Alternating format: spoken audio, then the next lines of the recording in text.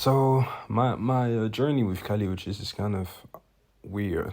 Why? Because every time I hear her, I feel like I'm not supposed to be listening to this. Like there's no reason for me to actually love the music the way I do, but I'm completely hooked and addicted to her voice, the sound that she was able to craft, and even the way she puts words together and tells the stories. Um, I remember discovering Kali Uchis, I believe, like a lot of hip hop fans through Tyler. I heard her for the first time on Cherry Bomb. She had the second half on Too Fucking Young and Perfect. I believe that was the name of the song. And I just was like, who the hell is that? That voice is amazing. She was also on Find Your Wings. So she definitely have two of the main highlights of Cherry Bomb by Tyler. Uh, so I remember um, jumping on the bandwagon, I believe, around Body. Yeah, that was Isolation, the first album with the blue cover. I heard After the Storm, and I was sold. Then I heard Body Language, and I was like, "This girl is the queen. She's going to be the next superstar in the R&B world." And I don't believe she's even super R&B. She's a little bit of a mix of R&B, soul, sometimes funk, and even dance. Sometimes in my mind, like she's like a mix of all those things. And ever since Isolation, obviously I checked the past work, but I feel like she keeps on getting better with each release. And this one is just amazing. Honestly, this is the first project, in my opinion, that she crafted with a complete storyline, um, with all of the variety, the musical variety that's cohesive, and with still a super high quality of songs. It started with the intro in my garden, and she has that this ability that the second you press play, it's like she sucks you into her world. So within my garden, it's a 25-second intro. Nothing happens with just the way she whispers in the track, and she's like, "Yeah, I love you," or whatever.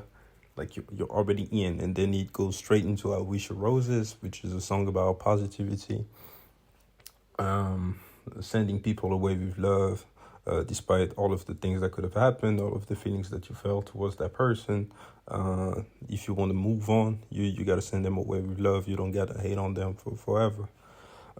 So I loved it. The music is such a vibe. It's literally just a vibe. Like you can chill to it. Play it by yourself. Play it with a girl around. Like it will work. Then he goes on into Worth the Wait, and she kind of opened up about obviously being in love, finding the right person, and also about her being scared of going into a relationship, but the relationship ending on bad terms, while being impregnated, and now she has to raise a child by herself. So that was a very honest track from Kali Uchis, and Omar Apollo was a nice contribution to the track. And without jumping too much ahead, I also want to say it's the only feature that I enjoyed on the album. Weirdly, then he moves on to Love Between, which is definitely a highlight on the project. I've been craving for that song ever since she previewed it on social media. I believe it was almost 2 years ago now. She dropped a snippet on IG next to the pool or whatever with the wine and everything, and I was like, yeah, I need that. And this song is just amazing, just a vibe, honestly, another vibe. Then it goes into All Mine, and you get kind of a glimpse of a toxic side, if I may say, about taking credit for everything that her boyfriend has going on, and saying that obviously it's only hers. Like she possesses it. So yeah, cool track also. Then he goes into fantasy. Now this is a very unpopular opinion, but I've yet to enjoy a single Kali Uchis and Don Toliver collaboration on the track, and I really don't know why. Because I mean, even if you take away the fact that they are a couple, so you would expect them to make some music, they just make sense on the track together. But for whatever reason, I have yet to enjoy a single track coming from them. So then he moves into Como Te Quiero Yo. So it's one of the Spanish track, and I actually liked it. I'm not really sure about what she was actually talking about, because I mean, I have some basis in the Spanish, but I'm not fully bilingual. So then he goes into endlessly. Endlessly was cool. Nothing too crazy about it though. Definitely one of the weaker tracks on the album, in my opinion. But then he jumped right back up with Moral Conscience and Not Too Late. Um, and this is the part where she kind of touches on the bad parts of the relationship. I don't know if she was talking about the relationship she has with Dunn right now or past relationships, but this is definitely when she touches on the lows of the relationship, but also being hopeful that obviously things will turn out for the better.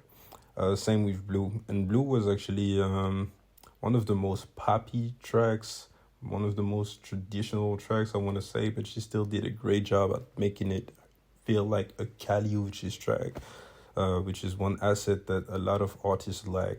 So she always have that. You always have that Kali Uchis touch on everything that she touches on. Then he goes on into Deserve Me. This is my least favorite cut on the album. I really wasn't feeling the beat like that, and I was disappointed with what Summer Walker did. Vocally, she always has auto tune, but not to that extent, or at least I don't remember her to need that much auto tune, and it was just disappointing, honestly. Then he moved into Moonlight. I believe this is the track that she wants to be the hit of the album. Uh, it reminds me a little bit of what she tried to do with Telepatia, mixing the Spanish with the English, the vibe that he has. It's a happy track and everything, something that everybody can relate to, wanting to have some quality time with your significant other and everything. So this will work. I don't know if it's going to blow up, just like Telepatia did, but yeah. It's definitely a very good track. I enjoyed it. And then he ended with Happy Now, which is low-key my favorite one. Why? Just because of the second half of the track. Like I'm addicted. I could loop the end when she does the harmonies and she just talks about her trying to enjoy the good things and forget about all of the lows in the relationship. But yeah, overall, like it's only 43 minutes for 15 songs, so it's a quick listen, straight to the point. You will not struggle figuring out what she's trying to, what message she's trying to convey into those tracks. It's actually creative. It's a good variety of sounds.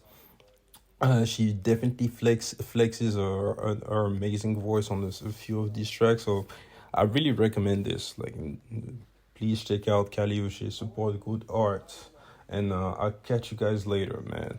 You tell me what you think about the album in the comment section, and I love you.